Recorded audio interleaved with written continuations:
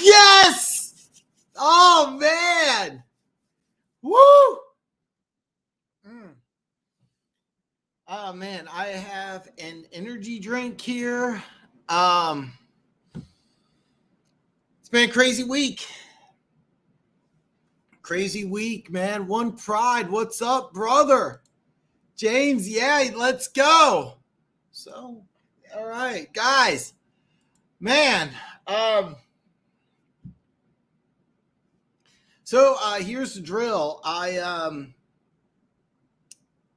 gonna share some personal stuff.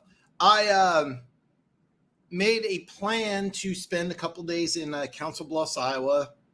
Drove there. It's about a 3-hour drive. I get there and I am not able to stay at the hotel. Lucky I have. I'm in a situation where I can be comped 3 nights in Black Hawk, Colorado. And that's what I did. I actually got back this afternoon. So I drove from Kansas City to Council Bluffs. Couldn't stay there at Council Bluffs. Just said F it, and spent the last 3 nights in Black Hawk, Colorado. It's basically a suburb of Denver. Fantastic jacuzzi suite. I have some pictures I took, shared with some friends. Didn't post on social media. I actually just got back this afternoon.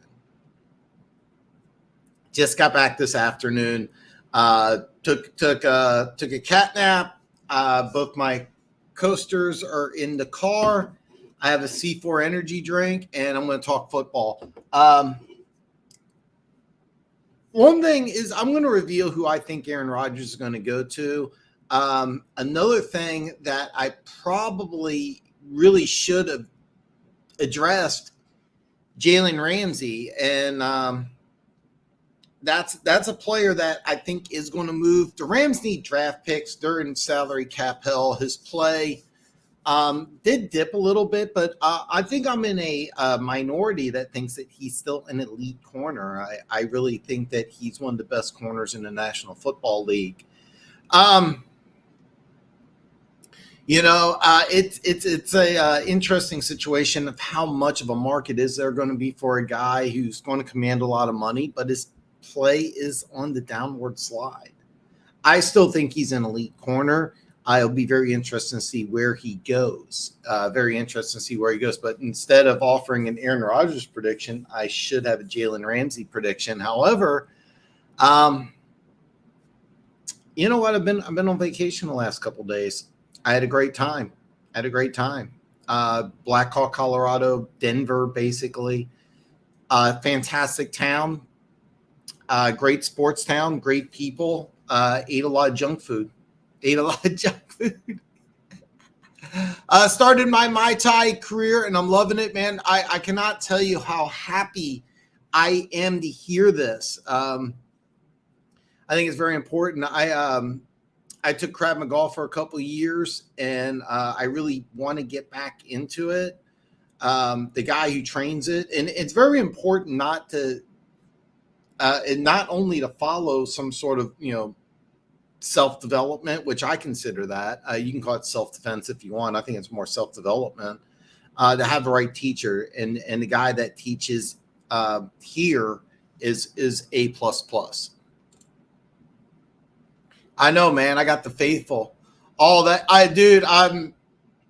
I seriously, I'm leaving out some details, James. If you're interested, I'll email you, but I'm leaving out some details. It was not a good situation. Not a good situation. Yeah, you will be. Jason, what's up, brother, man? No over the hill cornerbacks, Jalen Ramsey's, Marcus Peters, and Marshawn Lattimore. Also no Bobby Wagner, Robert Woods. Nice to put your face with the words. Hey, man. Yeah, I'm glad. Hey, man. Thanks, brother. Yeah, you get to see this. I get to see all this talent here. Just so since you're new here, I think you already hit the subscribe button, but on the live stream, I answer all questions. Anything goes, man. Anything goes. It's just kind of an open forum.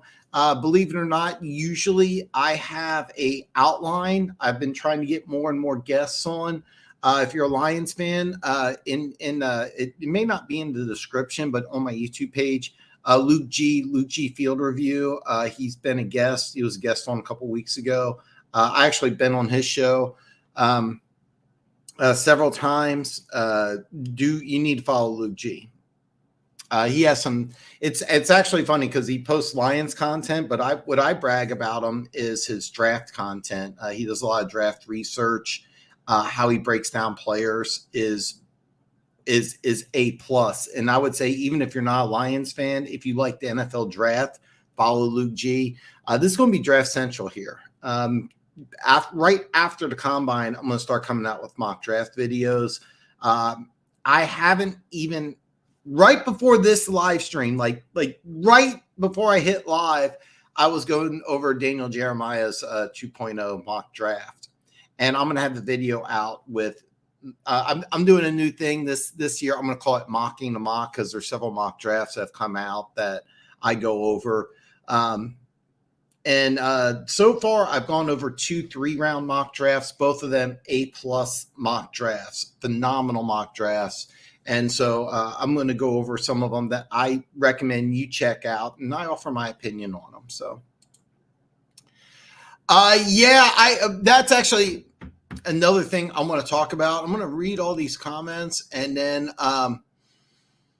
I'm going to read over the comments, and then I have some mock draft information that I really need to go over, and then we'll talk a little Jalen Ramsey, we'll talk a little Aaron Rodgers, and we'll see. Also, I want to hear what you guys have to say. Aaron Rodgers wants no part about any kids Detroit. I'd trade 18th and Okudah for Ramsey. That's interesting. And that's really interesting, James. But yeah, man, that I have no idea if the Rams would take that. If I'm the Rams, I actually would do it. And the reason why is that I like Okudah a lot more than Lions fans do, apparently. I think pretty highly of him. I think he can be a really good corner, and I think he'd be really good there. And then the Rams at 18. If I was the Rams and I had pick number 18, I would, auction it off, try to get more picks because they need to add a lot to that team. I hope and pray Aaron Rodgers stays in Green Bay. That's also another interesting thing. I'm kind of surprised you guys wouldn't want to get rid of him. And I'll tell you what, Jordan Love. So it's not really fair to compare Jordan Love and Aaron Rodgers. It's not really fair, but I'm going to. Aaron Rodgers, when he got his first time in the regular season, it was against Dallas. I believe it was on Thanksgiving. I could be wrong about that. I know it was against Dallas, and he looked really good. I remember Jordan Love came into Arrowhead and looked really bad. And I remember watching Jordan Love, and I'm like, I don't think this is a guy that can play in the league. Now, if you trade up in the first round for a guy, I mean, sooner or later you got to play him. And I'm looking at I have the list here of the draft order, not a mock draft, but I have a list of the mock draft, or I have a list of the draft order. Green Bay picks at 15, and then they pick again at 46. Can they trade up to get a quarterback that they want?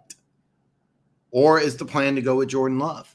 And I'm revealing that I'm revealing to you guys, I don't think he stays in Green Bay. I think he wants to move on. I think there's one very obvious choice that where Aaron Rodgers goes. And I'm going to reveal that here in just a bit. I kind of would love to hear about Jalen Ramsey. And I'll be honest with you, I'm a little surprised that that you would be up for this. I'm hearing more Ramsey stay away than you want in Ramsey. But I'll tell you this though, Ramsey would be a nice addition for Detroit. But the one thing I said this on Luke G's show, and I'm sorry, Lions fans, Detroit's not a place that's really enticing for free agents. All right, you don't have the winning culture, favorable tax laws, great weather. It's not a major media market, so Ramsey's not coming there and then saying, "Hey, I'm going to take a pay cut." So I'm just warning you. And I don't know if that's a situation where there's a lot of money involved. So I don't. Or let me rephrase that. That sounded horrible. I don't know that Detroit can fit him under the salary cap. Let me say that. Okay.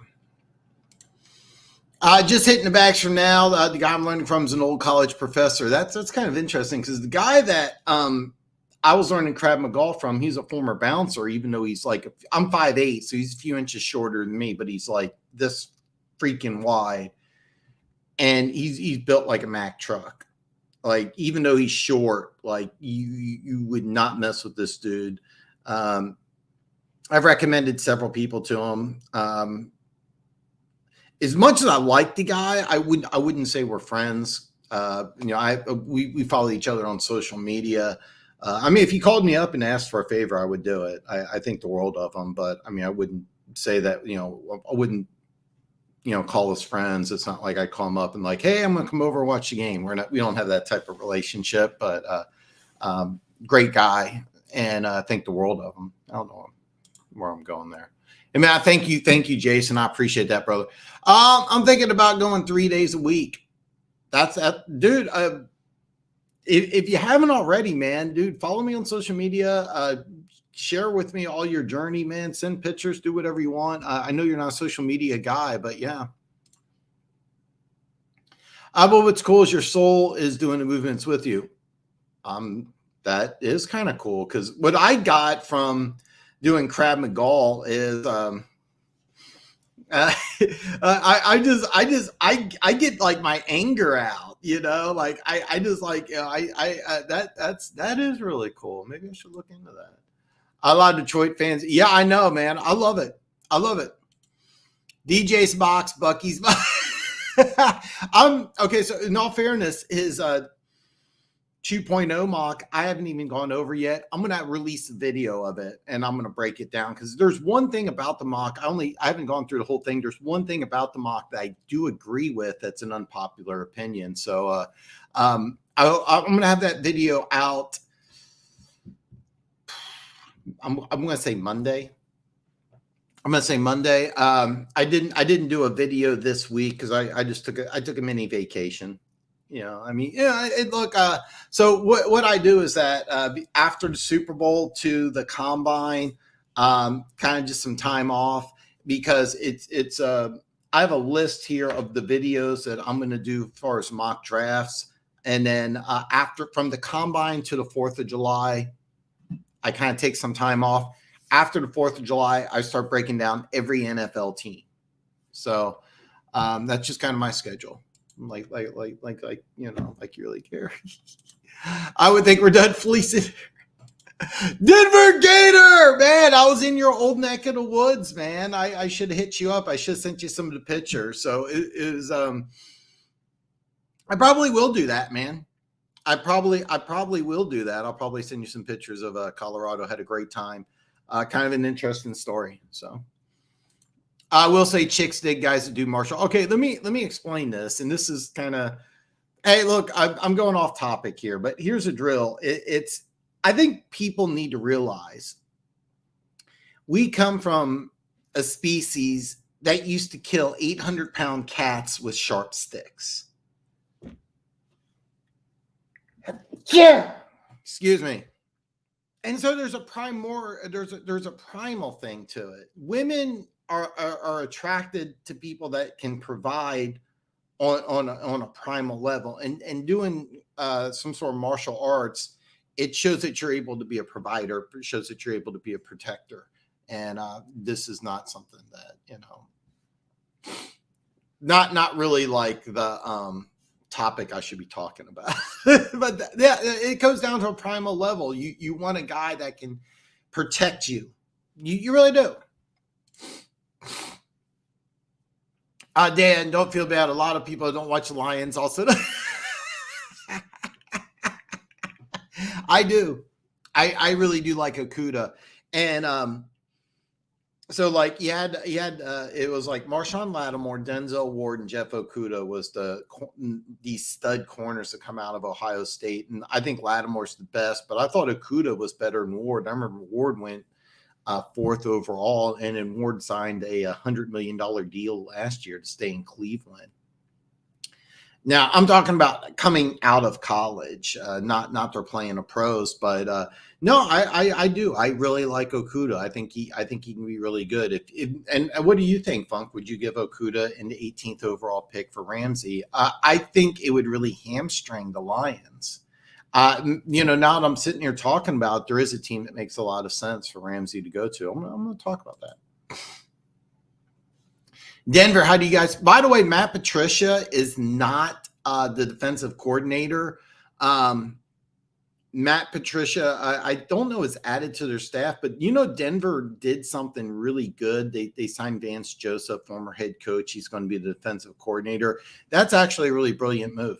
That's a very brilliant move. The Chiefs did something very similar 20 years ago, where they fired Gunther Cunningham. They replaced him with Dick Vermeil, and then they brought Gunther Cunningham back as Dick Vermeil's defensive coordinator. They didn't win a Super Bowl, but there was some improvement, and it was a really good thing. As a matter of fact, Gunther Cunningham ended up, I think, finishing his career as the Lions linebackers coach. So Aaron to the Jets, and a lot of people want to flip 18 for Ramsey. All right.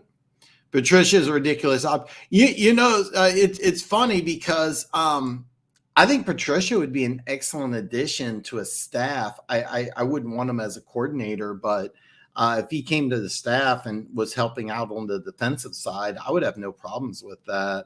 If he came and was a defensive assistant, I wouldn't have an issue with that. If he was your defensive coordinator, I would be a little yeah.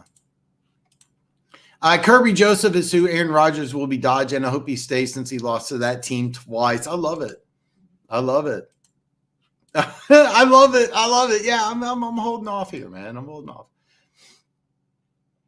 I'm not on board with going in for Ramsey pricey contract, and he's aging. Yeah, I would agree with that. But there is a team I think that makes a lot of sense for Jalen Ramsey, and I'm looking at this mock draft, and I'm like, yeah, I think there's a perfect place, man. Thanks, brother. I get all the hate on Rodgers, but the week before the last game, he did say the Lions have been playing some best football in the league over the last nine games. Just saying. By the way, Dan, I'm out for the Broncos signing that fat ass from Detroit. You better do better than Sticks or fighting a Wolverine. Okay, that's a good tag. Luke swears up and down that he should move to safety, and I don't see that. But you got to understand something. This is a guy who.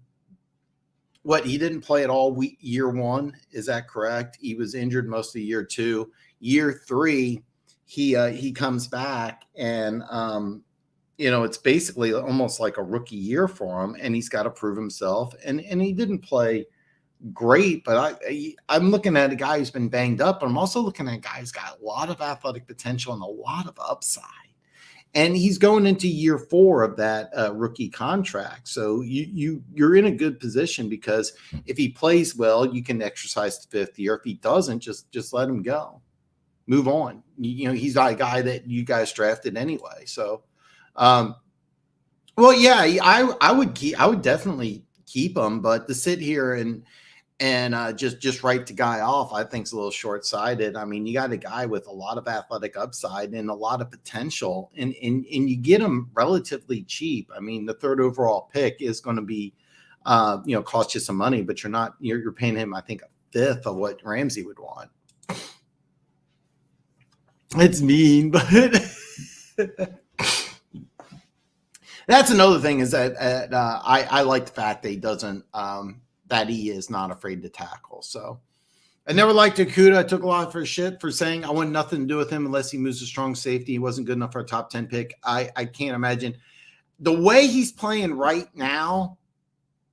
No, but I see a lot of improvement from 3 to 4, and that's something that I really want to see. I think that I think you may be surprised. I think he may have a really good year next year.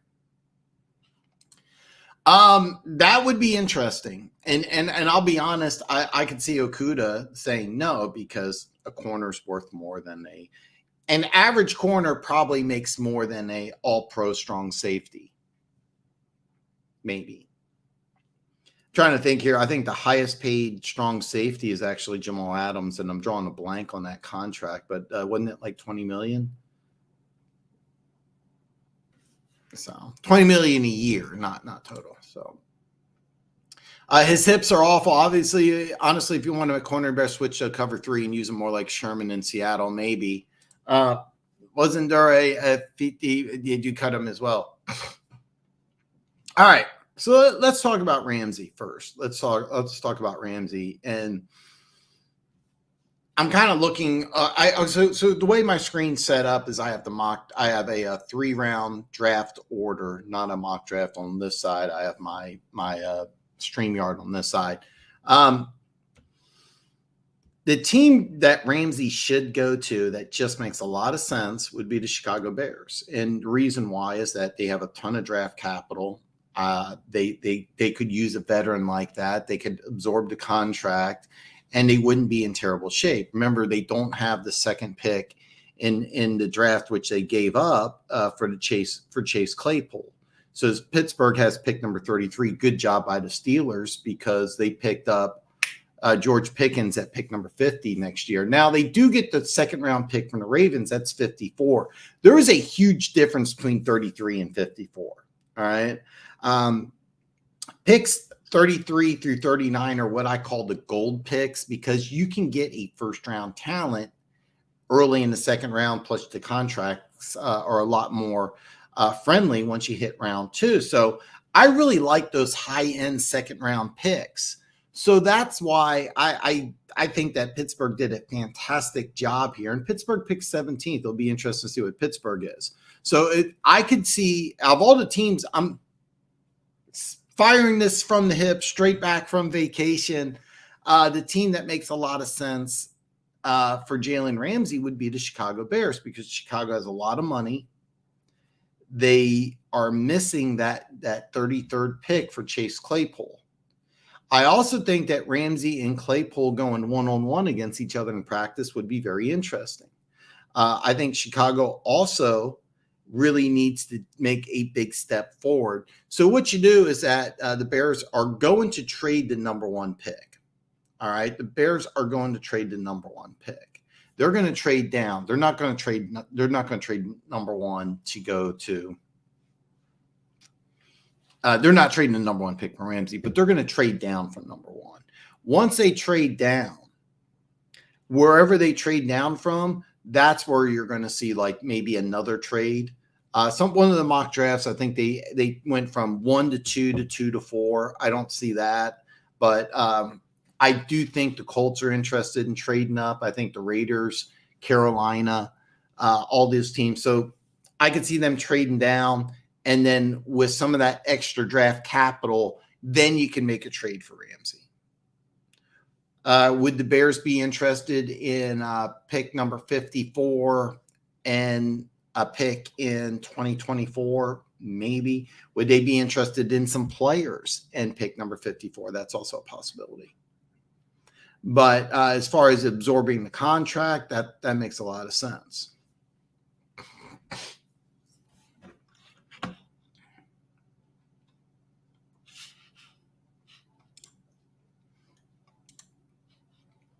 Yeah.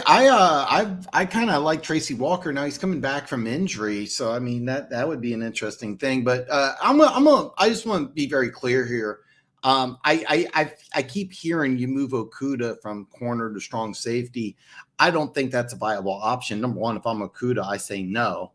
And number two, I think you got a player who's got some upside. And so your secondary, you got Joseph, you have Walker. If you're going to use a lot of three safety sets, do you re-sign the guy that you signed from Baltimore and drawing a complete blank on his name? Another thing, Jason, I'm really bad with names. Deshaun Elliott. So do you resign Deshaun Elliott? If you want to, and also you guys have to tell me, do you use a lot of three safety sets? If so, you may want to use a draft pick on a safety. So if the Bears, no, they're not going to do that. But plus the Bears are getting a new stadium in Arlington Heights. You know what? I forgot about the new. There was some talk about a new stadium. I have to do some digging in there. Lions run three safety sets. Walker will be a strong safety. If Elliott leaves, they need that guy that plays in the box. Walker can't live there like Elliott did. No, and that's not really his game either. And to be honest with you, I hate to say this because I have a major man crush on him, but Antonio Johnson at 18 makes a lot of sense. He would fit that role and really, really be a good option. And once free agency hits, we'll have to see. But honestly, if Detroit picked Antonio Johnson at 18, and by the way, I'm predicting Antonio Johnson's going to put on a show at the combine. I think he's going to be like 6'3", 6'4". I think he's going to be 200. I think he's going to run under 4.5. I think he's going to have like a 40-inch vertical. Like once combine starts, there's going to be like there's going to be a list of 5 to 12 players that definitely help their stock, and I think Antonio Johnson's going to be one of them. And I think you're going to see a lot of mock drafts where Antonio Johnson 18 makes sense if Elliott doesn't stay there. And it sucks because I want Antonio Johnson to Kansas City at 31. So Bobby Wagner, hell yes to the Lions. That would be a great addition. And again, I've said this over and over again. This would be a good addition, but he wouldn't come cheap. And I don't think that Detroit has a big salary cap opening, but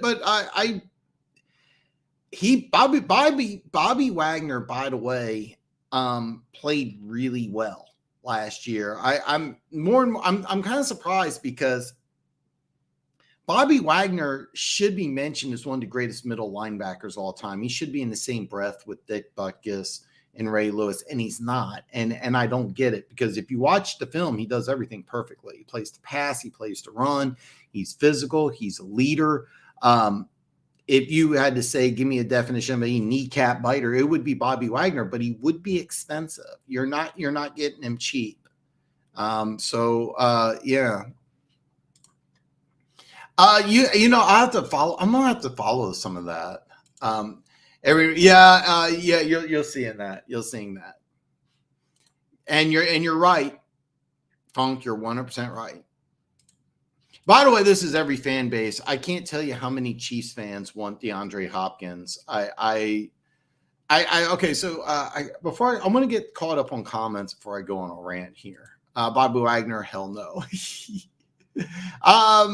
Taxpayer dollars. One Pride 40. I'm tired of Lions fans wanting over the hill players in the back end of the career. Stop it. This is not being. Now, one thing I'm going to say is that Bobby Wagner is not playing at the back end of his career. I mean, this is still one of the best middle linebackers in all of football. This isn't a washed up type of guy. So that's why I think it would make sense. But Funk's right. He's going to want a lot of money, and he's descending, but I mean, he would be a really, really, really good player. To tell you the truth, I think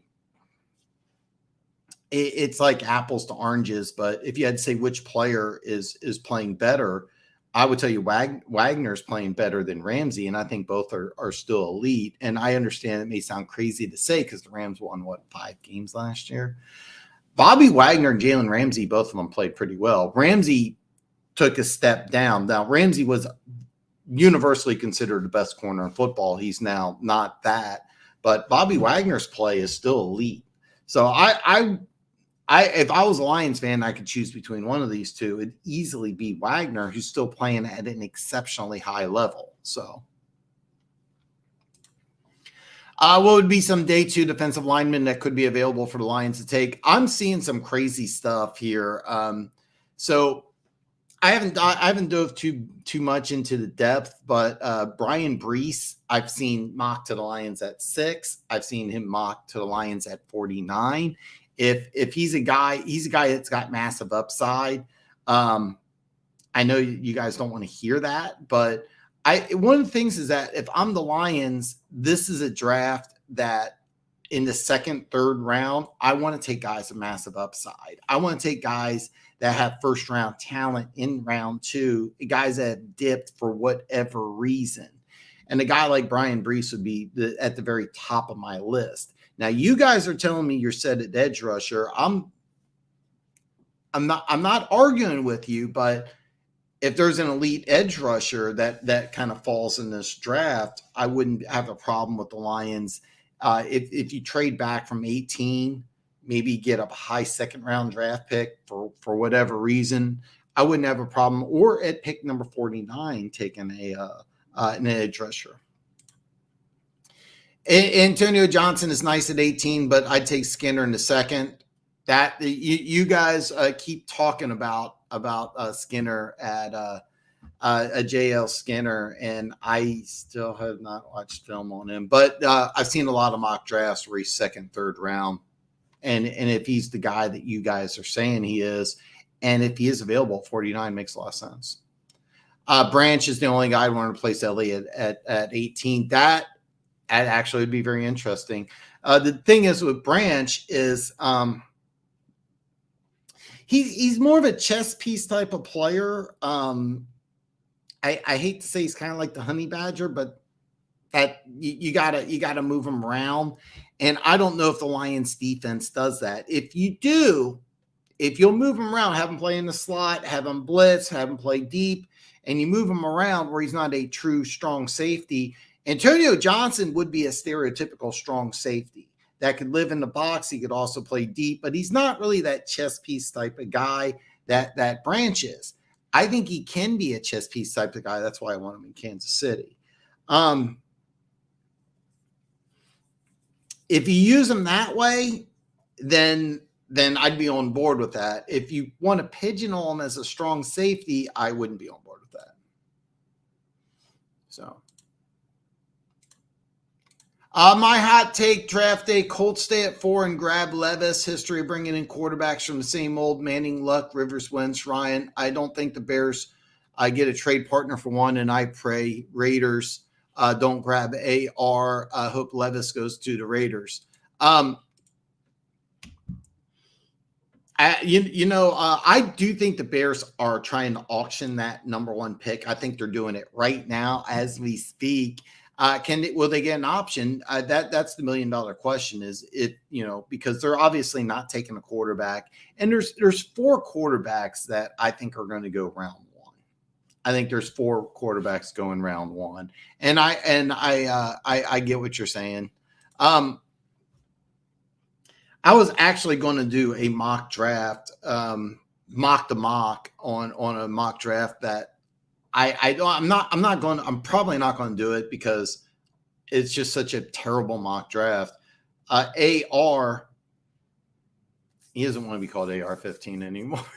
Anthony Richardson goes number 1 overall to the Colts. Colts trade up to number 1, and they draft Anthony Richardson, and that doesn't make sense. Grabbing Levis at 4. Okay.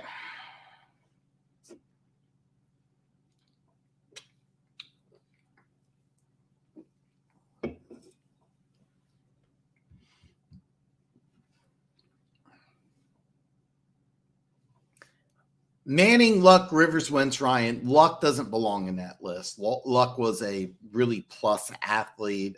I think he ran like a 4.6 at the combine.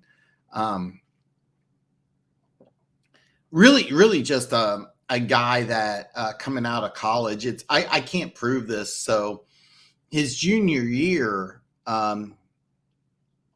he was going to come out the same time as Cam Newton. And Carolina said, yeah, we're going to draft Andrew Luck #1. And then right after that came out, Andrew Luck said, yeah, I'm going to play another year at Stanford. And I can't prove this, but I think he looked at Carolina and said, I'm not going there. and at the time, it kind of made sense. So then Carolina chose, Cam Newton. The Colts at the time, they had Peyton Manning. He went down to injury, and then they, moved Manning to Denver, drafted Andrew Luck, and for a couple of years, Andrew Luck looked like he was going to be, a superstar, and he stepped away from the NFL. I predicted at the time he would come back. He hasn't. I guess he won't. Levis go. Okay. The thing is with the history is you have a new regime that's come in. You still got same owner. But I think with the Colts now, you have to kind of throw away what they did in the past, because they're looking at what they've done with Luck, Rivers, Wentz, and Ryan, and they're saying, hey, this didn't work, so we're going to bring in our guy. I think that there's a very strong possibility they trade up to 1. And the reason why is you got Jonathan Taylor. I know he was banged up, but he's still, an excellent running back. You have a good defense. You have some talent at the skill position. So you have a team that I think really could win now if they get a good quarterback. Levis makes a lot of sense. And the reason why Levis makes sense is that out of all the quarterbacks coming out, I think Levis would be most able to come in and start day 1. I have CJ Stroud as my quarterback #1. Bryce Young, has the best tape. I don't have a problem with him being 6 foot. I have a problem with him being listed at 194, because if Alabama listed him at 194, he's probably closer to 180. I don't know if that can hold up in the NFL. If you're confident, hey, he can play 12 to 15 years in the NFL, you easily take Young. I don't feel that way. I love CJ Stroud. I love the kid's demeanor. I love his physical talent. Watch him dissect Georgia in that playoff game was a work of art. I know he's got NFL talent surrounding him at Ohio State. However, you've seen other quarterbacks do well. So, Bobby Wagner's never had a problem playing. I mean, he played all 17 games. I mean, there's really not an injury history with Bobby Wagner. That's the one thing I like about him going to Detroit, is that this dude's going to play for 17 games. He's going to improve your front seven. He's going to be a leader. He's going to be that kneecap biter. He's been healthy. So,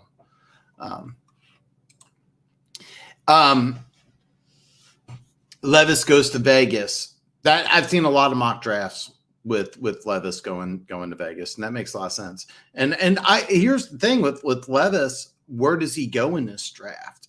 Because I think Chicago wants to trade down, and I think Arizona wants to trade down. I think Indianapolis could trade up. I think the Raiders could trade up, and I think Carolina could trade up. So none of these vets will be cheap. But why do Lions fans want over the hill vets when we have one of the youngest teams? Explain that. Bobby Wagner isn't as young. No, he's not. No, I want to say I think he's 34. So yeah, I mean, you're not getting a guy who's going to be there for the next 5 years. But I think that if you're Detroit, you're drafting 6, you're drafting 18. I got the list right here. You're drafting 49, and you're drafting 56. So you're going to add a minimum of 4. A lot of Lions fans, universally, every single Lions fans I've asked, hey, what do you want to do at 6? And the answer is trade down. So let's just say you trade down. Okay. So you're going to get 5 players in the first 2 rounds, right? Why not add Bobby Wagner for a couple years? Who's going to help? This is a guy that Malcolm. Here's what you do. If you let's just have some fun with me. Just play along. You sign Bobby Wagner to a 2-year deal. All right. Here's what you tell Malcolm Rodriguez. If Bobby Wagner goes to the bathroom, you go to the bathroom. What he eats, you eat. When he watches film, you sit next to him. You copy his notes down. When he takes a shit, you wipe his ass. And this is what you do. And I guarantee you Malcolm Rodriguez becomes a better player. Now, you may also want to still draft another linebacker, but that's what you would do.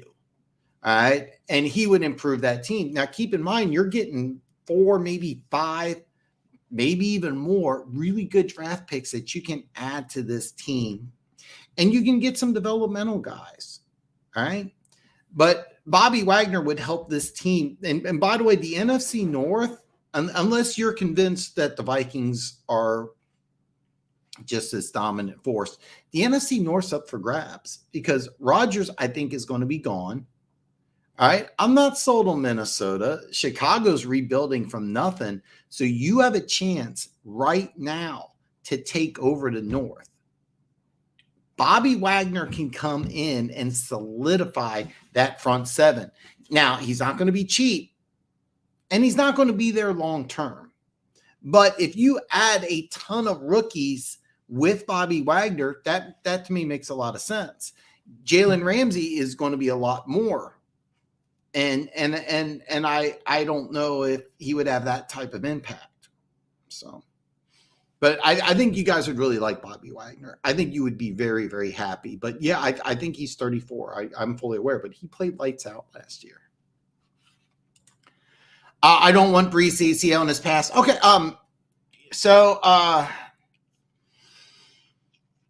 All right, so this is kind of a misconception. I'm behind on comments. I want to make sure I get them all. So I kind of want to talk about this a little bit. In the NFL, what you want to do is if you have a choice between drafting a player with a lot of production or drafting a player with lots of potential, you usually want to draft the guy with lots of potential, and you want to get that coaching staff to coach him up. What you want to do is that you want to get a guy who's got all the physical tools to dominate in the NFL. And then you want your coach who wants kneecap biters. You want that guy to elevate his play. And with Breece, you could get I haven't watched as much film on him as I should. I haven't yet. I will. And I'm seeing all over the place because if this is a guy who has top 10 talent that's available in the second round, that's the guy I want on my front seven. Because when I look at the Detroit Lions, I need to improve that front seven. And the reason why I say that is I got at least one edge rusher. All right, I got at least one. I don't know about Houston. You guys keep telling me that this is a guy who can be elite. Great, let's just say he is. So I got some edge rushers. I need to improve that front seven. Is Breece a guy that I can put next to McNeil and dominate? If so, I want to go there because you're not getting Carter, which I think if by the way, if like Carter slips past 4 and Detroit can leapfrog Seattle to get him, that might be interesting. But I'll watch this some more. But if you get a guy who's got like top 10 talent, but the motor's not there, then I still want him in Detroit. A lot of people feel like you want to draft a guy who's got this athletic, who's got the production, but what you really want is you want the guy that's the plus athlete. If you have to choose between the two, obviously you want both, but you know. My dream scenario for hating the Raiders and Levis even. So I've seen a lot of mock drafts where the Raiders had 7 take Levis. Seen a lot of them. Cansey is my guy. And you know, it's funny because my first thing I want to say is, does he fit in a 3-4? But I said that about Aaron Donald. Aaron Donald doesn't fit in a 3-4. Yeah, he does. I want to see what he weighs out at. I want to if he's that way and he can move and run, then I'm on board. I again, Funk, I have to watch film on him. All right. Clark Phillips, 3 out of Utah's a slot corner. This dude drives on the ball. It's like there's a lot of mock drafts that have him going late in the first round. And that is a guy that I think would be a great fit for Detroit at 18. And here's the deal. Like, okay, so Jason, last year I gave the Lions a C-. I did not like their draft at all. I thought trading up for Jamison Williams was a big mistake. I didn't like that at all. I would say that you're reaching, but you get a really good player. If you pick at let's just ignore 6. Let's say you take this dude at 18. I would say, well, it's kind of a reach, but he can play. So, and this is a guy you can get round 2. Have you tried a drink called Celsius? It tastes pretty good. Not yet, man. Not yet. Not yet. So, man, James, send me a link. I've been really sold on these C4 sugar-free energy drinks. I love these.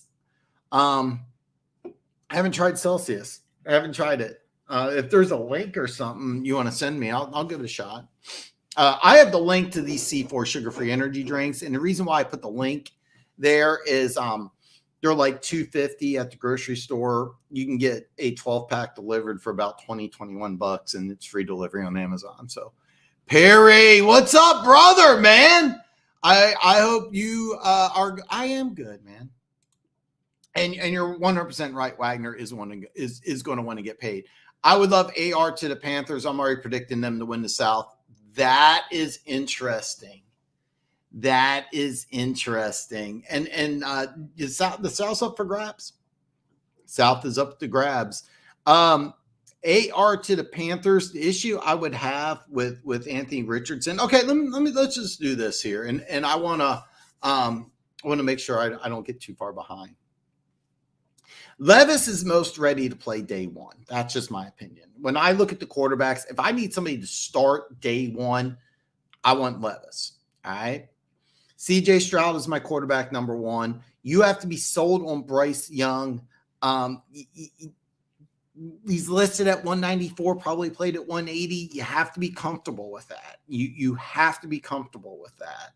I keep hearing height as the issue. I don't care about the height. The height's fine. I'm worried about 194. Can you get this guy in an NFL weight room? I do remember Teddy Bridgewater. He put on all that weight and then he had a non-football injury in Minnesota. It was like his ACL, MCL. Do you remember that? Almost killed his career. I'm telling you right now, that injury was because he was trying to go from like 185 to 225.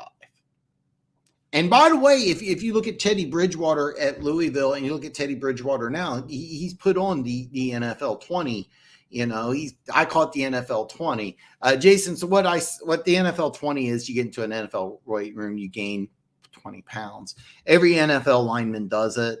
But take a look at Bridgewater. He put on that weight, but he cost himself physically. A lot of times you put on that extra 20, 30 pounds. It's different when you're around 300, to go from 300 to 320. That's completely different than going from 180 to 210, 220. Take a look at Christian McCaffrey. He left college about 190. He wanted to put on weight so he can be an every down player. Can he stay healthy? He did last year, but for the most part, since he's put on that weight, he has not been able to stay healthy. Take a look at Reggie Bush. Reggie Bush put on the NFL 20, couldn't stay healthy.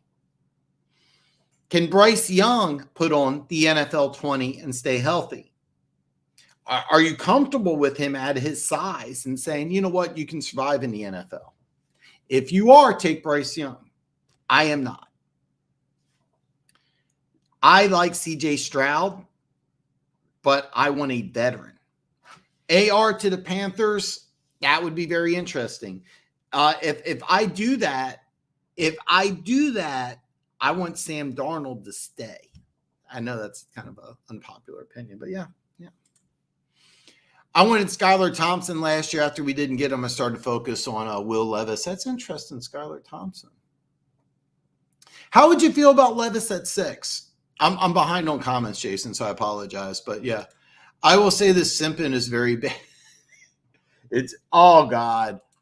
Oh God, I got Gooch in the house here. The talent is here. What do we, man? Gooch, I was in enemy territory. I also got to reach out to Big Chief Sean. I'm going to see if I can get him on. But yeah, man, I was in enemy territory. So I was in Denver, and the only thing I bought was a Chiefs stocking cap because I wasn't expecting to be in Denver. So yeah, I had a ball out there. I had a blast out there. How about trade up seriously? I would. How would Lions fans feel? What if you trade up to 3 to get Jalen Carter? How would you guys feel about that? Because I would love it. I actually would love it. It. By the way, I could tell you this because John Dorsey's your assistant general manager. He was the Chiefs general manager. And that first Super Bowl against the 49ers, there's not 10 people more responsible for that Super Bowl than John Dorsey. I've said this over and over and over again. John Dorsey, I think, has been a great addition to the Lions front office. That is a Dorsey no-no to trade up. However, Brad Holmes is the general manager, and he helped orchestrate the trade up to number 1 for a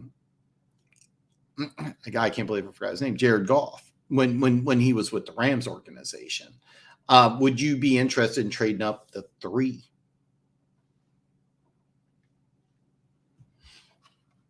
Man, Gooch gets some loves, man. Rodrigo was good last year. I'm not saying he wasn't. You know how I felt. I thought he was a backup, but if I bring in a dude like Bobby Wagner, I want Rodriguez to follow him around like a puppy. And if he's smart, he does. Because I mean, when he does retire, he's going to go into Canton. I think he should be a first ballot Hall of Famer. Of course, I thought Andre Johnson would be a first ballot Hall of Famer, and yeah. Why had a big contract when St. Brown is coming up and Goff says he's going to want at least 40. I'd rather keep the ship in the same direction for now.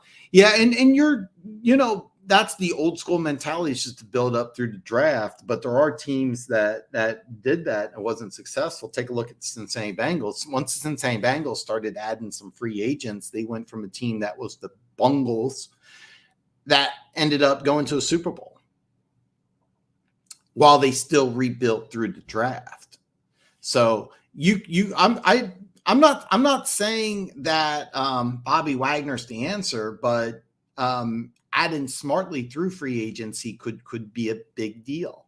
The Chiefs, I don't think they get that first Super Bowl without signing the Honey Badger. And then Frank Clark was a big part in both Chiefs Super Bowls.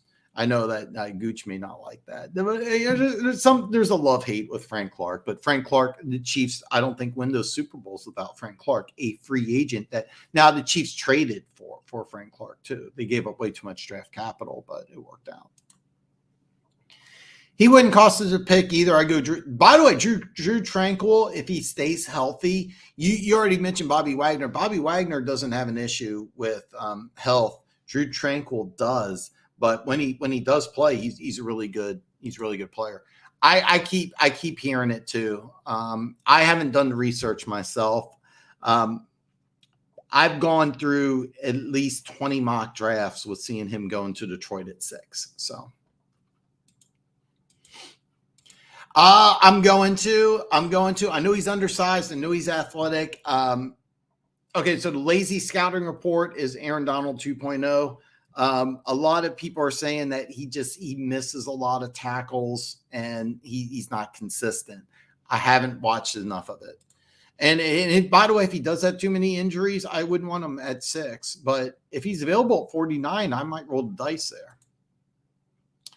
I'm moving up for Carter at 6, Clancy at 18, Dexter Layton. Those will all go to Bobby Wagner's in the bathroom. That's interesting. Elliott was our best free agent backup. You can blue in 3 or 4. Phillips is a second round pick for sure. All right. Dan could be in a wimp and go, but it's more, it's just a time issue because I'd love to go back and I had a great time. It was actually fun. We used to go out for drinks afterwards, and everybody thought I was hooking up with the waitress because I kept giving her shit. She had a thing for me. You know how I feel about older women with kids. You know, she was cute, but I mean, anyway, I'm going off track here, and I got a lot of comments. So, in my mock, I have Detroit trade now.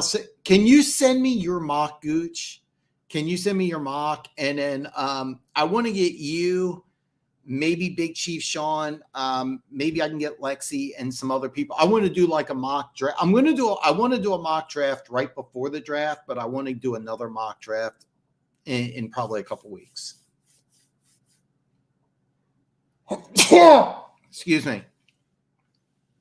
I want to do a mock draft in a couple weeks.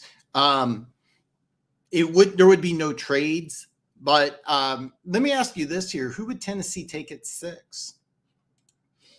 I would have Anthony Richardson. I've seen that mock draft, and that makes a lot of sense.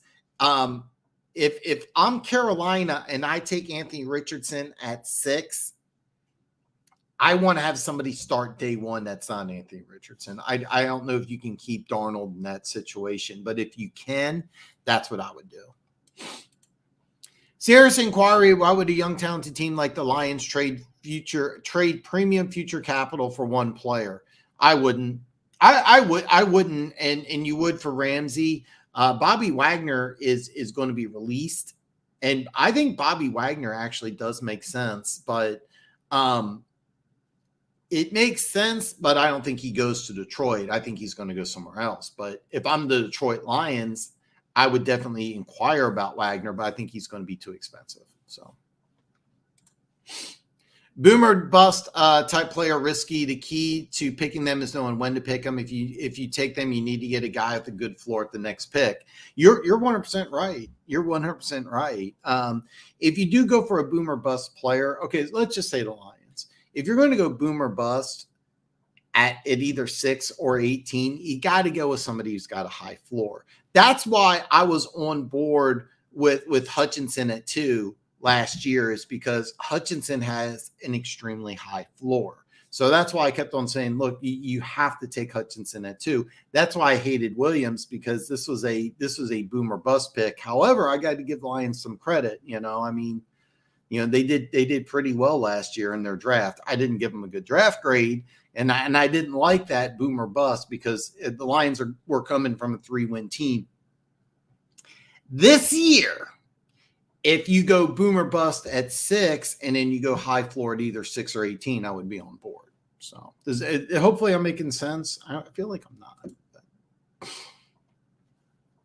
No, you're right. You're right. And by the way, you can't say that the guy who beat out Joe Burrow at Ohio State, I'm drawing a complete blank. The guy who was killed in the automobile. You can't say that he wouldn't have panned out, because I mean he could potentially have panned out. You don't know. I get what you're saying though. I'm looking at Stroud. Okay, so it's scouting 101.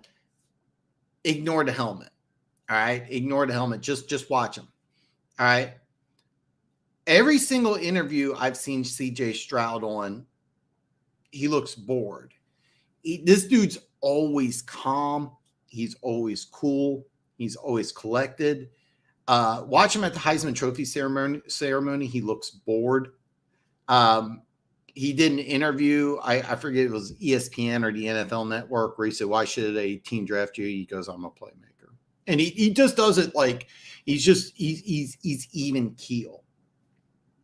He's an athletic specimen. He can make all the throws. Does he have that elite arm? Josh Allen or Patrick Mahomes? No.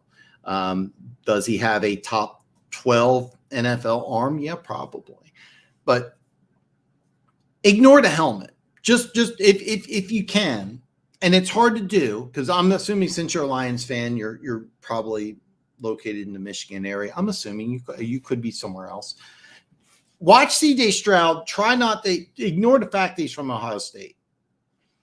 Athletic, checks every box. Mentally, checks every box. They run a lot of NFL type schemes at Ohio State. Tight. Same thing at same thing with Bryce Young. Same thing with Will Levis, sort of. Not the case with Anthony Richardson. That's why I want Anthony Richardson to sit. Would I think that CJ Stroud could start day one? I wouldn't want it. But if you can, just try. Can watch him and ignore the fact that he's from Ohio State. If you do that and you feel like, hey, this isn't a guy, okay. But ignore the fact that he's from Ohio State. Watch his interviews. Watch. Try to ignore the fact that he's got an Ohio State helmet. Watch him against Georgia, and that's impressive. So that's why he's my number one. I'm going to punch a hole in the wall if I hear another thing. You're going to hear a lot about it, by the way. And no, I don't think he goes there. I really don't.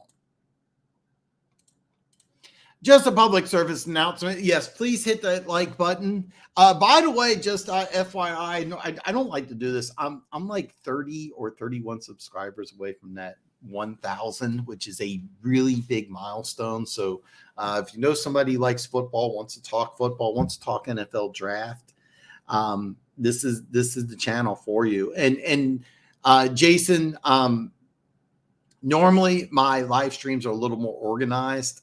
I literally came back from vacation like 6-7 hours ago.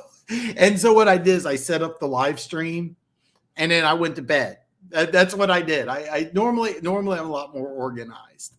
And I've also had a lot of guests on. You saw somebody who called himself The Talent. That's Gooch. He has a great channel called Back Talk Brothers. Keys and Aaron are also part of that. They've also had some other guests on their show. I had Luke G on a couple weeks ago. I had Lexi from the Kingdom Queens. So don't look at this as, I mean, it's kind of a normal show. I know I do Q&A. I answer all questions. That part's normal. I rant a lot. I'm on energy drinks. I will always forget names. I'm always bad with names, but this is, I normally have like a script, a plan. So, oh God. Oh, it's so funny. Okay. I'm not going to rant. There was a big Bertha situation in Colorado that, no hard no, any quarterback in the, really is it okay? Let me ask you this, Jason. Is that every year, all the time, or just this year? I really like Gonzalez, the player, but I heard he might not be a Dan Campbell knee biter type while both Witherspoon. Yes, I agree with that. And that's why I'm not on board with Gonzalez going 6 to Detroit, is that I'm hearing he's going to run a 4.25. I'm hearing the athleticism is off the charts. But is he that physical dog that you want? Because I know Joey Porter is. I haven't watched enough about Witherspoon. Luke G says he is, and normally I will agree with almost everything Luke G says. So if Luke G said he thought Witherspoon had some safety tendencies, which I was kind of I don't know about that. But Joey Porter is the type of guy that if Joey Porter puts on a show at the combine, because I hear he's going to measure in about 6'2", 195.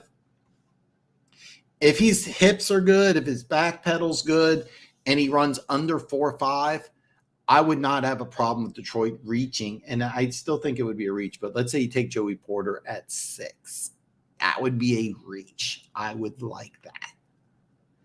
Only if his combine is exceptional. And I'm not talking 4.3. He could run under 4.5 with being 6'2". He could do that. Can he turn? Can he move? Does he interview well? Does he do well I'm more concerned about his change of direction, and I also want to see what he does at the vertical. Like does he jump out of the gym? And that's actually a lot more important than having. I would rather have a guy have a 40 plus vertical than run under a 4.3.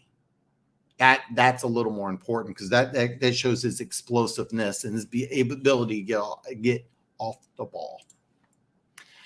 We can't afford the cost of draft capital. I want the Lions to trade out of 6. Everybody wants the Lions to trade out at 6, and everybody across the board. But what Luke G has been saying is, if you're stuck at 6, get one of these 4 quarterbacks that are available. Take a quarterback. Real talk on the quarterbacks of Detroit. Funk. I love Hooker in round 2. Sick of the Ramsey talk. Yeah, I don't think Ramsey traded to the Lions to me doesn't make a lot of sense. I predict Chicago will trade down from 1. I think they're going to auction once they trade down. Depending on where they trade down at, I can see them making a trade for Ramsey, not like at the top picks, but when they trade down, what other draft capital do they get? And I could see that being a move. So if Rodriguez development into a solid starter, that will help us. Can't have a superstar. No, you're correct. You're correct. Most of our superstars are on offense. You're not alone in that. You are not alone in that. And here's a guy that's like all over the board. A lot of mock drafts, second round, a lot of them top 20 pick. Like I said, you got all my information. I would love to see it. And then maybe we need to do a mock draft. I want to do it after the combine, but depending on who I can get on board. And like I said, I came back from vacation a few hours ago. Maybe in like 2 weeks, we can do like a mock draft live.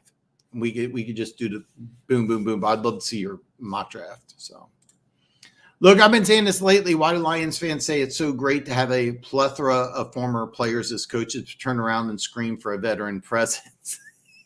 Dude, that's gold, man. That's gold. Yeah. That's gold. And okay, so it's one thing to have a veteran coach. It's another thing to like sit down at the locker with a guy who's doing the same thing that you're doing. I'm behind on comments. So it's one thing to have a coach who's a former player. It's another thing to have a guy who's actually going through the drills, who's stretching with you. It's another thing that when you have a guy that's showing up early to meetings, that was something Dominican Sue was famous for, is just to piss people off. He would show up late to meetings just because he was Dominican Sue. And that was something that rubbed the Lions staff the wrong way because, he was such a superstar. And the play, like he didn't suffer. His play didn't suffer on the field, but he didn't put the work in. I'm a Chiefs fan. Okay. One of the things that drove Chiefs coaching staff, that drove the Chiefs coaches absolutely crazy, it was Derek Thomas. Derek Thomas was the worst practice player of all time. Like terrible practice. He would give up halfway through drills.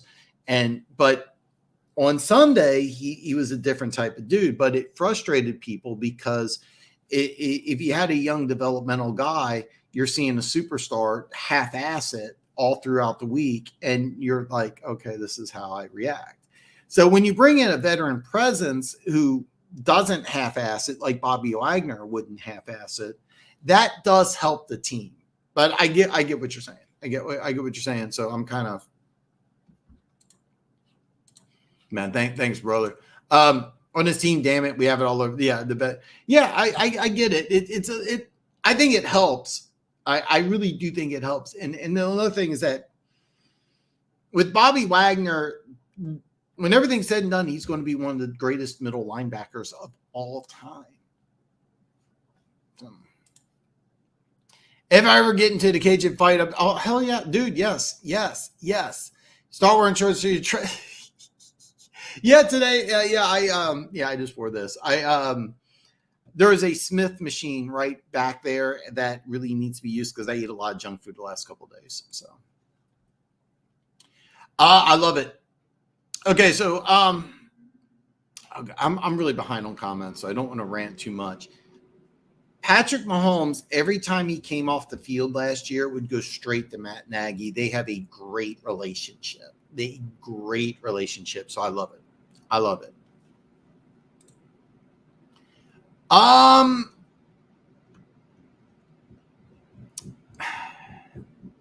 Somewhere between 12 and 14 a year. He's going to get a lot. He's going to get a lot. Number 1, Bryce Young. Will Levis, number 2. Jalen Carter, 3. Ooh, this is a good one. After trade, CJ Stroud, Tennessee. Okay, so you got Stroud. Ooh, that is really interesting. And then you got the Raiders would take Broderick Jones at 7, or do the Raiders trade up for one of those quarterbacks? That's actually a really interesting mock. CJ Stroud to Tennessee. That is interesting, because what you would do in this situation is you would move Tannehill. You would get some extra. That's actually fun. I'm going to say this. And I've said this over and over again. John Robinson in Detroit would be an MVP type player. Like with that offensive line and that passing attack, and I'm also counting Williams as a deep threat. He doesn't have to be a number 1; he has to be a deep threat. There's the ceiling is so high.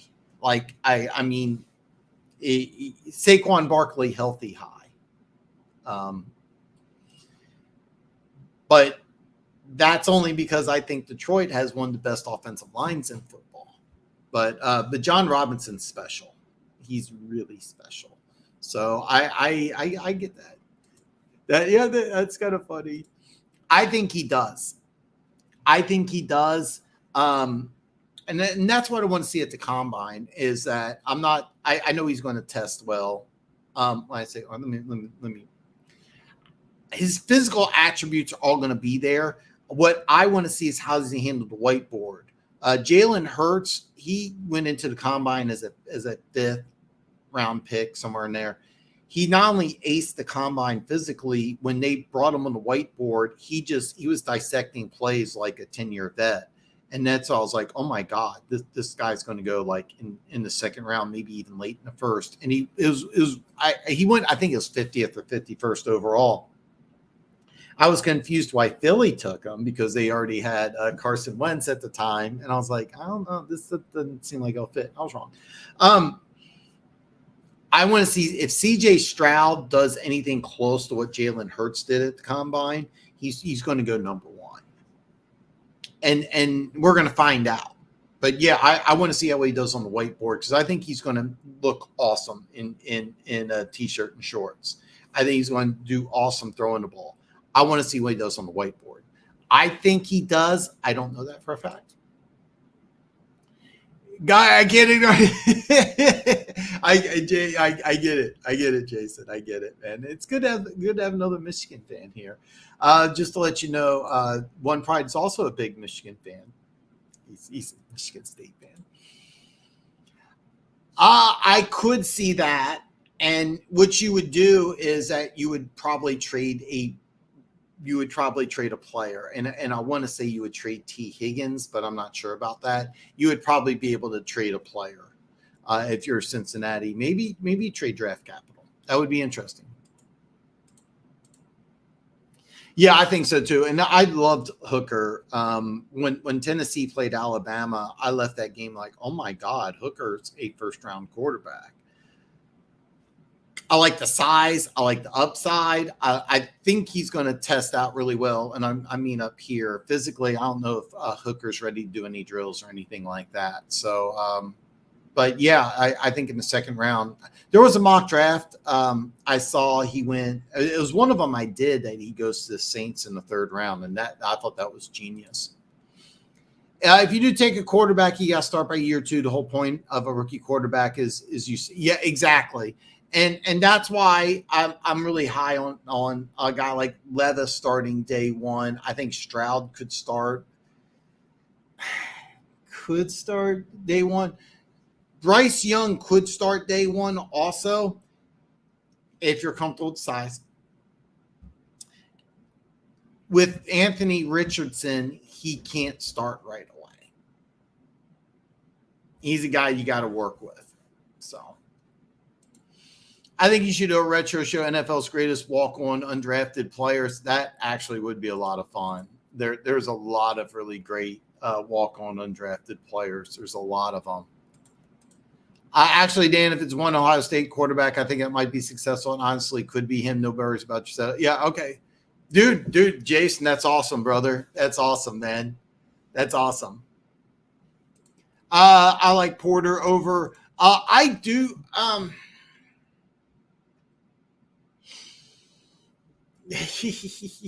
I think there's potential there. I also think that there's a chance that he's a guy that could be completely lost in the NFL, and he might have to switch from corner to safety.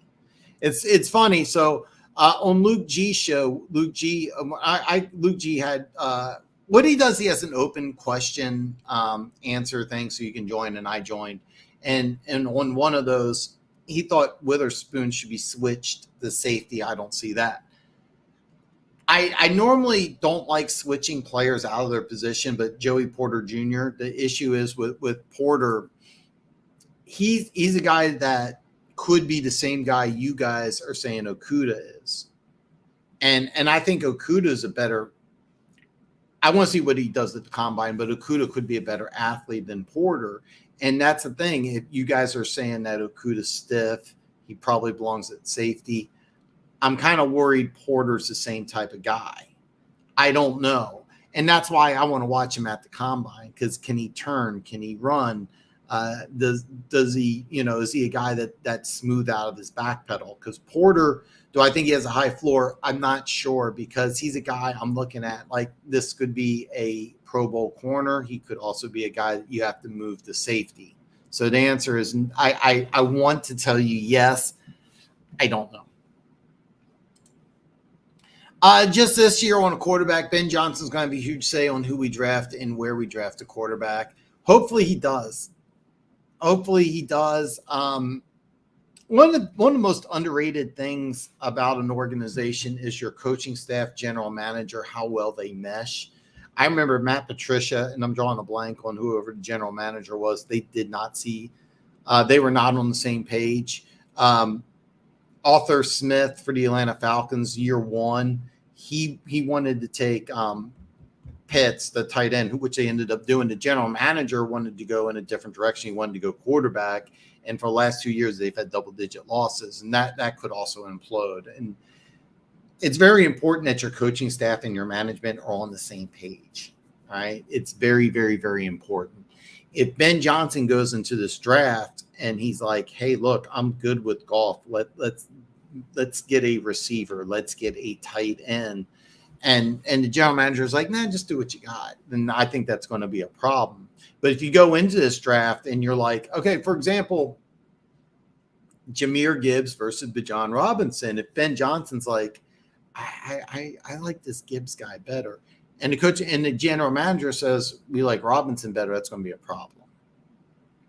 But if management's saying what do you need to succeed, and we'll give that to you, and it works, and then you have potential just dominate. That's a guy I would love to see go to Detroit in like round 3. That's a guy I would love to see go to Detroit in round 3. I mean, if you could take a quarterback finally, yeah. And that's a guy, yeah, and that's what I see. Tanner McGee reminds me a lot of golf. So yeah. Don't be surprised if the Bengals. I wouldn't. I really wouldn't. I could see that happening. And the reason why I say that is because when I look at the Bengals, I don't see a way you can sign Jamar Chase and T. Higgins. I don't. You got to give one or the other. So, and if I'm the Rams, I would love to get a guy like T. Higgins. So I'm kind of, that's how I see it. because I don't see a way that you could pay both Jalen Ramsey, Joe Burrow. You gave Mixon a lot of money. I don't know when that contract's up. And you also give T. Higgins a lot of money. So that to me would make a lot of sense. T. Higgins would have to be involved in that trade. Steve, I'll go to offensive guard from TCU. I don't think I don't know he lasts that long. And I get what you're saying. The mock draft I did recently, you guys get, I think it's Flores, the guard out of USC, and I think that would be a steal. Let me see here. If I remember right, the Lions trade up in the third round and they get Flores out of USC, and he would be a day one starter. He would replace Evan Brown. If he lasts to Detroit at 49 and Detroit picked him up at either 49 or 56, let's just say 49, because I've seen a lot of mock drafts where he goes in round one. But if he's available at 49, would that be a good pick for Detroit? Oh hell yeah. Yeah, that would be a great pick. He would be a day one starter. So I by the way, I really like Steve Alvea. I really like that guy. It'd be nice not to think the season is over. Should golf go? Yeah, exactly. AI, it's just practice. It would be so much better to trade down, dress more needs. I'm hopeful Brad and John Dorsey. Yeah, exactly. Okay, so Broderick Jones, and you would have him play at right tackle. That's interesting. So you have the Raiders picking up a guy in free agency, putting Brock Jones, I'm assuming at right tackle. That would actually be pretty interesting. But who do you have the Raiders signing as your quarterback? So I would be very happy with that. I would be Darnell Wright, I would be very happy with, because I think he has a future if you wanted to move him from right tackle to left tackle. And I think he could do that. But he would be the Chiefs day one. I would love that. You know, it's crazy. Aaron Donald had a 2.7 GPA in high school. Lamar Jackson. So it's actually funny that you brought that up, because that's one thing that Bill Parcells was very big on, and it's an old school mentality, is that Bill Parcells only drafted quarterbacks that made the honor roll. And Will Levis was a 4.0 student at Kentucky, and a lot of old school general managers are going to put a lot of stock into that. I don't know how much it plays into today's game, but I know it's an old school thing that you want a guy that gets good grades. I didn't personally, so and that's something that I think that a guy like Frank Reich, I think he's going to look at, Carolina head coach. And that's why I think that Levis is going to like kind of rocket up through the board. So I think a lot of people are doing that old school type.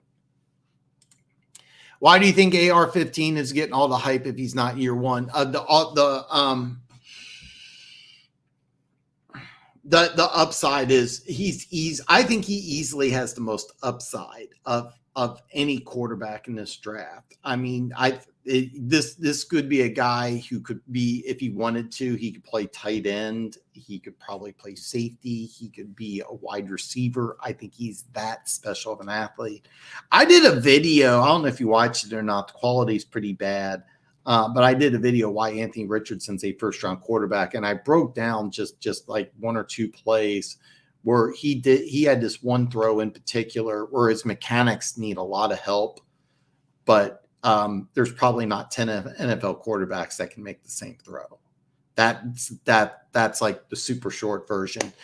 He can do things that there's only maybe 5 or 6 NFL quarterbacks that can do it.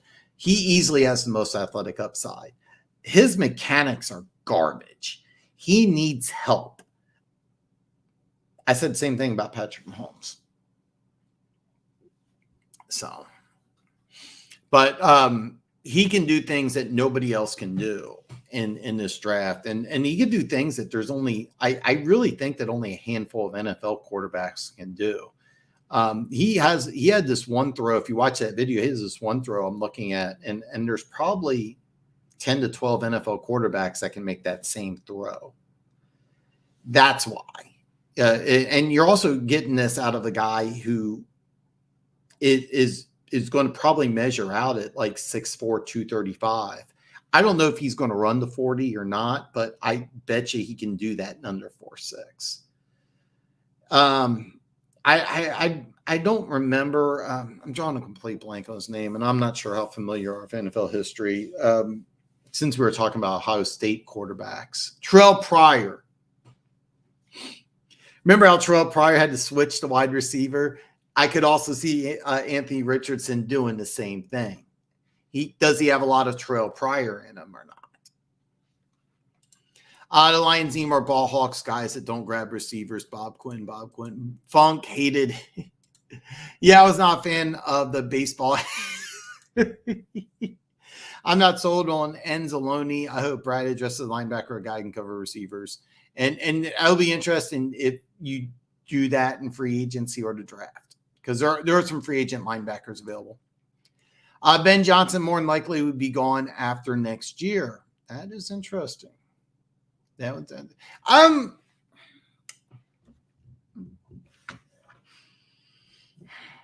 if the Lions offense improves, yes. If it regresses, I'm not so sure. Possibly.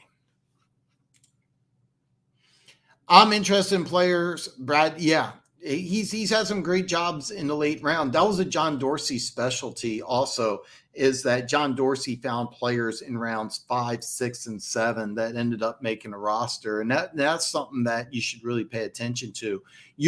That's a great move. And that's something that John Dorsey did a great job. Tyreek Hill in round 5. Just saying. What's crazy is we all want to improve at linebacker, and people bring up coverage, which I agree with. The funny part is running backs didn't do anything in the second half of the year, minus Carolina. Well, Tippmann or Strongbow? I have no idea. I have no idea. The KC had Andy Reid. He got the most out of McNabb. Yeah. Yeah, he got a lot out of McNabb. He got a lot out of Alex Smith. Now, I was pretty high on Alex Smith, but I always knew that the one thing. Okay, so it's an old school thing. You have the truck or the trailer, and I always knew Alex Smith was the trailer. But I thought we could win a Super Bowl with Alex Smith. I really did. I really thought we could win a Super Bowl with Alex Smith. I thought that he was somewhere between, 9 and 14. Like if I had to rank the quarterbacks. But I really liked Alex Smith. I wasn't on board with the Patrick Mahomes trade up. I don't want to rant on this, but a lot of people don't think that John Dorsey was either. But I won't go on that. That's another topic for another day. AR-15 upper body, lower body. You are 100% correct.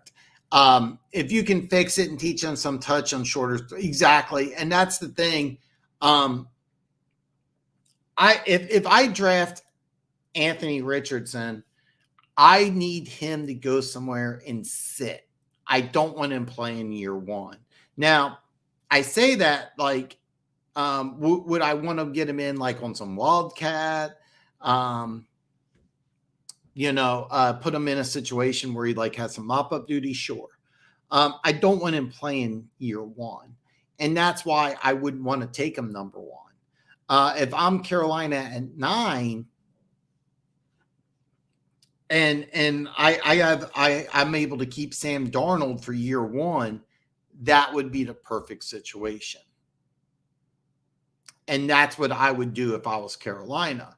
And Sam Darnold would be a great mentor. And I'm not saying Sam Darnold would want to be a mentor, but if I draft Anthony Richardson, here's what I tell him. I say, hey, remember, this guy was chosen third or sixth. I can't remember, third or sixth overall. No, it's third. I would tell him, I said, listen, this guy was drafted before you. And second team, third team?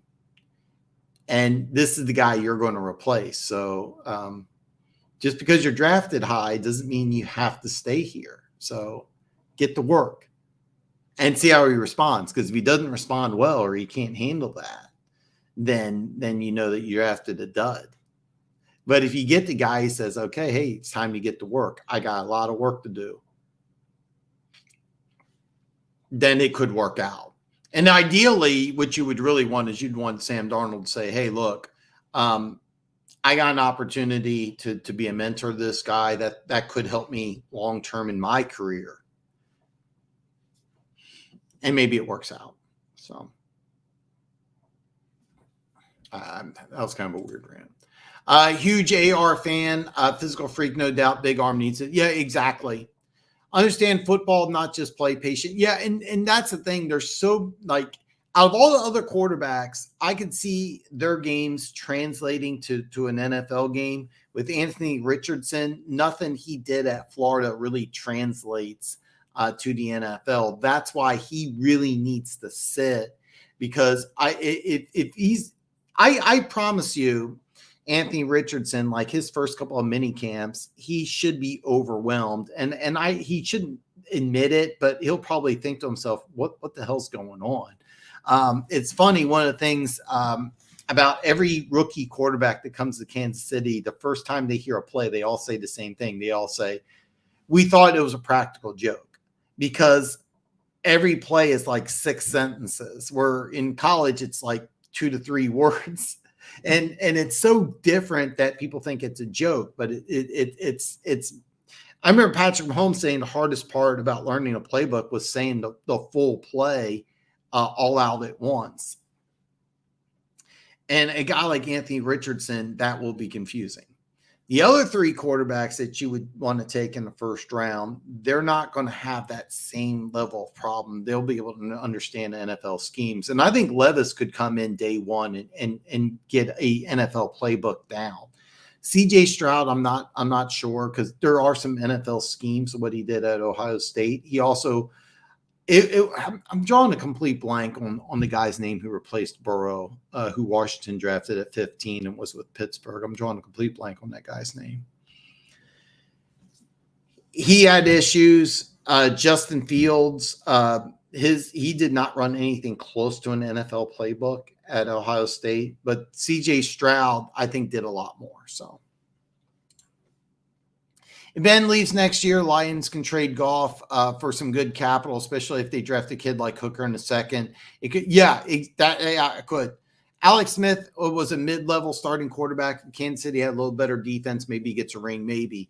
And that's what I wanted the Chiefs to do. Because if you remember, the Chiefs traded from 17 up to 10. Pick number 17 was Tre'Davious White. And Tre'Davious White, the Chiefs at the time really needed a corner. Tre'Davious White would have been a day one starter. And I love Tre'Davious White. So, yeah, Haskins. Yes, Haskins. That's the guy I was trying to think of. If I'm Baker Mayfield, I stay in LA. I really do. I talk to my agent and I say, listen, just please keep me here in LA. And the reason why is that you're banking one on Stafford not being able to play 17. He's probably not. Nothing against Stafford. At this point in his career, he's not going to play 17. He's also not the long-term answer at quarterback. Baker Mayfield could. So if I'm Baker Mayfield, I stay in LA. This is also kind of like the game within the game. Those commercials that he was doing, was it Progressive? Those were awesome commercials. Those are great commercials. And this guy has a TV presence. This is a guy like in a major media market like LA could end up doing a lot of TV work, a lot of promotional work. So even though he may not get that big time money, he could stay relevant and get some nice endorsement deals in LA. He's likable, he's marketable. And in a major media market like LA, he may be able to make enough money. If I'm Baker Mayfield, I stay in LA. That is the perfect place for you, young man. So do you think 4 quarterbacks will go in the first 5 picks of the draft? No. I think Stroud and Young go 1 and 2. And I think somebody's going to trade up with I think somebody's going to trade with Chicago. I'm not sure Houston is going to stay at 2 or not. Houston could trade down if they're comfortable with their quarterback, and they'll probably draft the quarterback. But I would roll with Davis Mills. You know how I feel about Davis Mills, but anyway, I think quarterbacks will go 1 and 2. All right. I don't know what Seattle's going to do in the draft. Nobody knows what Seattle's going to do in the draft. I think Arizona trades down, but if Arizona stays at 3, which they could do, they're obviously not taking a quarterback. Indianapolis, whether they trade up or not, is definitely taking a quarterback. The answer to that question is maybe. Do I think 4 quarterbacks go in the first 5 picks? It depends on who trades up. Personally, I don't think so. I think 1 and 2 are going to be quarterbacks. Then I think another quarterback goes in the top 5. But to be honest with you, the question really becomes Seattle. What do they do at 5? Do they draft a quarterback? Do they trade down? Nobody knows what Seattle's going to do. Every draft, Seattle always does something kind of off the wall. This last year, I thought they didn't, but yeah. Perry, that would be great, especially if the other pick is Will Anderson. It could be Jalen Carter. It could be Will Anderson. Somebody could just ace the combine and move up, just like we saw last year. What was it? Can't believe I forgot his name. Number 1 pick in the draft. Number 1 pick in the draft. I can't believe I can't think of his name. Remember before the combine, he was going to go late first round. Then he goes number 1 overall. Is there somebody who does that? So I don't think so. Does Washington? That's also a big question. I think they would want to. Publicly, they said they're on board with Sam Howell. I don't buy that at all. I really don't buy that at all. And I could see a guy like Anthony Richardson falling in the draft, and I could see Washington as a team that would be interested in trading up. All right. So some of you already know what I'm going to say. But before I wrap up, I want to say this. I'm convinced it's going to happen. It's just a matter of time. Aaron Rodgers is going to be a New York Jet. All right. So 137 at the show. I'm firmly convinced Aaron Rodgers. I'm going to write it down for myself at 137. Aaron Rodgers I'm saying at 1 hour and 37 minutes on my show, Aaron Rodgers is going to be a New York Jet. So I'm writing it down. I'm going to make a short of it later. And this just makes sense on so many levels.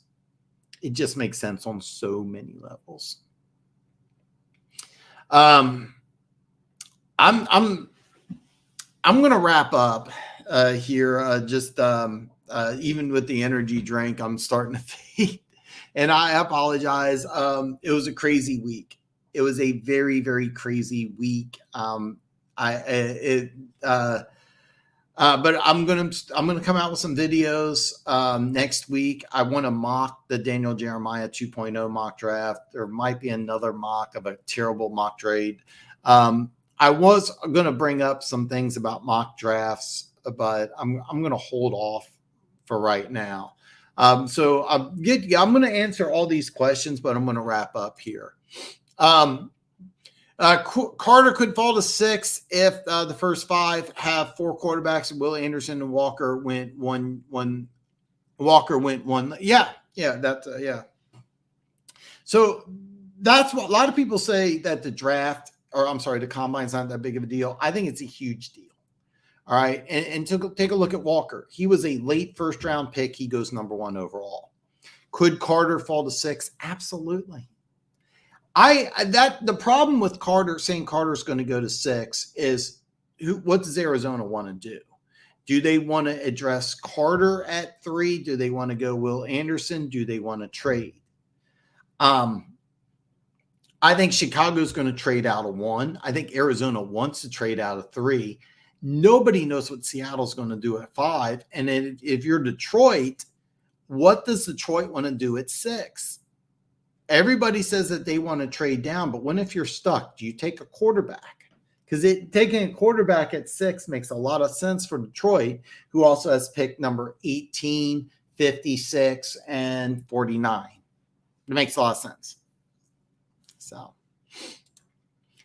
yeah, the Jets as well. I was thinking, what if he went to Vegas? I'll be honest. If he goes to Vegas, it would be interesting. The reason why I think he goes to the Jets is because the Jets have everything in play for him to succeed right away. That defense is world class. Garrett Wilson looks like he's going to be a star. Breece Hall looks like he's going to be a star. They got everything ready for him to succeed. Plus the coach he likes.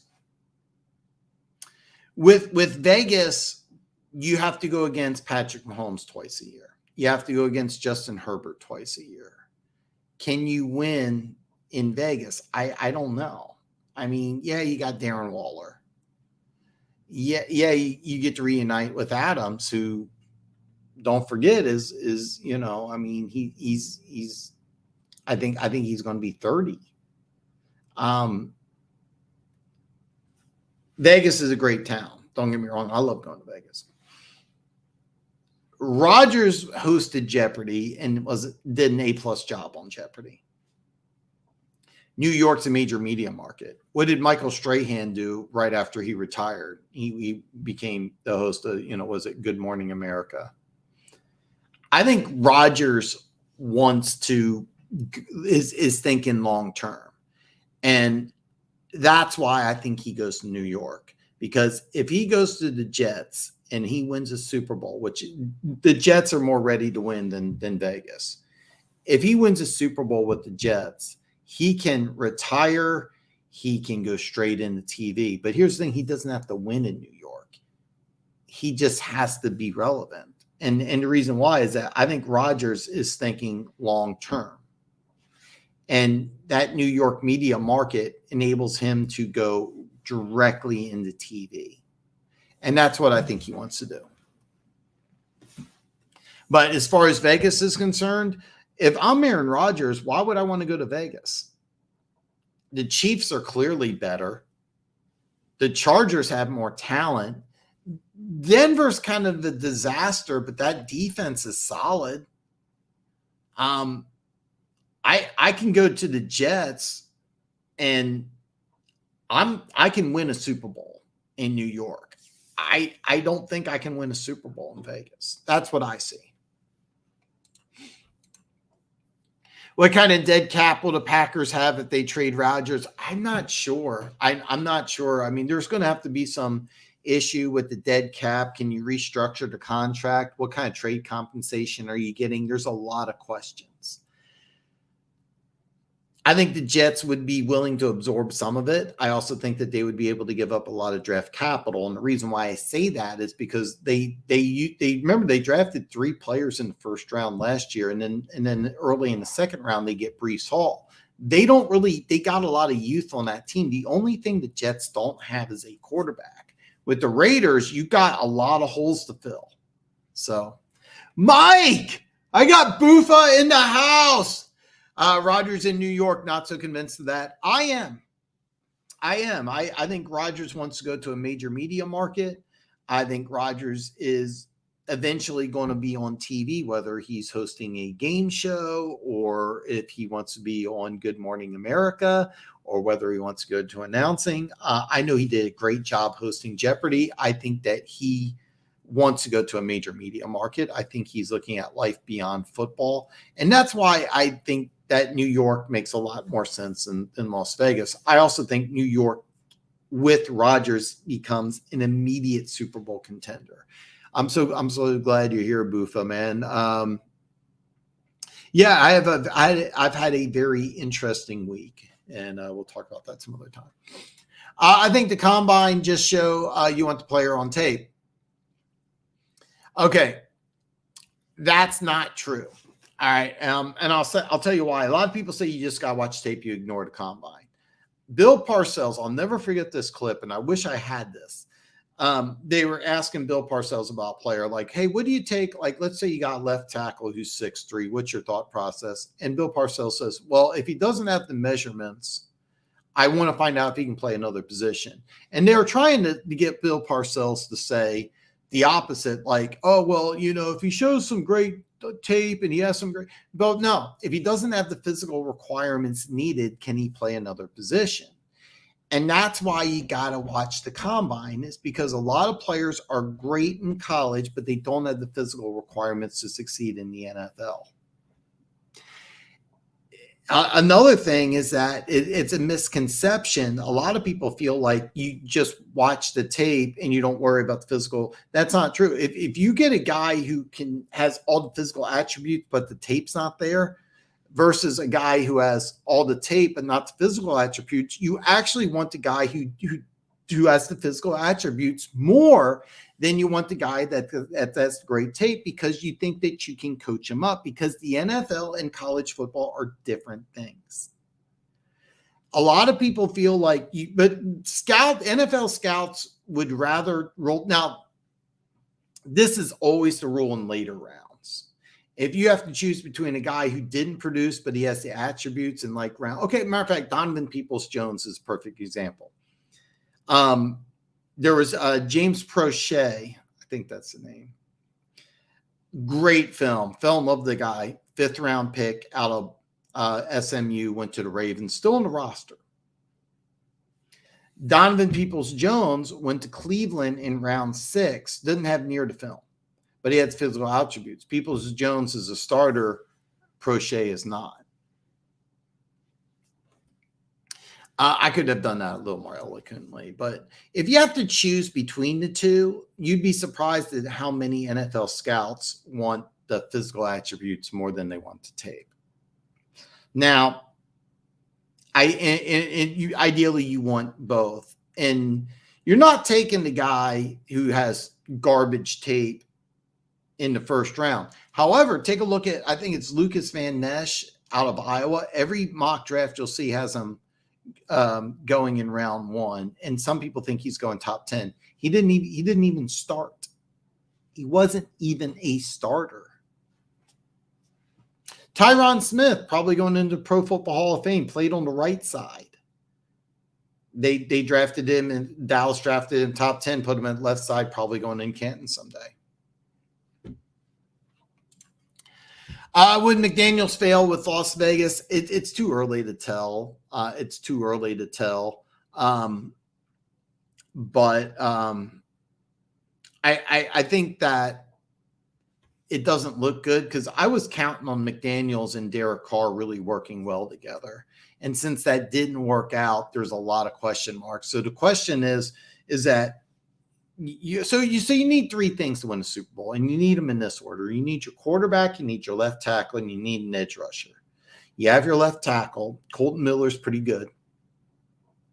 You got Max Crosby, a really good edge rusher. You don't have the quarterback. I was too. I loved him coming out of college. Really do. Would San Francisco be a better option for Rodgers? I'm under the impression that because they drafted a guy like Trey Smith, that they want a quarterback that can run, like Josh Allen, like Justin Fields, like Jalen Hurts.